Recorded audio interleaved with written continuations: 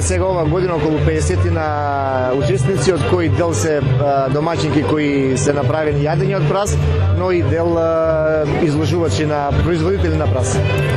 Која е целта на манифестацијата? Целта на ова манифестација е, како што стои, културно, туристичка, економска, на некој начин промовираме прас како градинарска култура, како здрава храна, јадење од прас, но и многу е побитно на дружење, да кажеме, на ова манифестација, запознавање и на некој начин ова е една ретка манифестација, барем во Куманово, која што се одржува во руралните средини по повод ослободувањето на градот Куманово.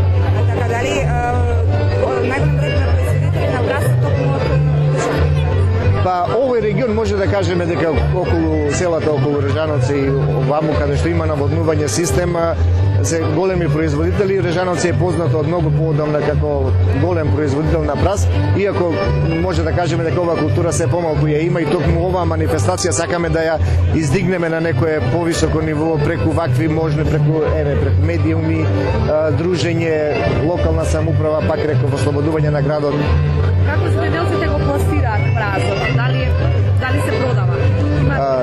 Па види, ние пред некој ден можевме да слушнеме дека Струмичко слабо оди откупот, но Кумановско овој дел, барем да кажем производителите на прас од Режановце, со години негуваат однос директно со муштерии. Значи овдека не се носи на големо, на кванташки, што би рекле, па да се продава, туку со години се негува таа врска помеѓу производителите и муштериите, и така да добар дел од самите производители веќе знаат кај ќе го носат, да редовно си купуваат.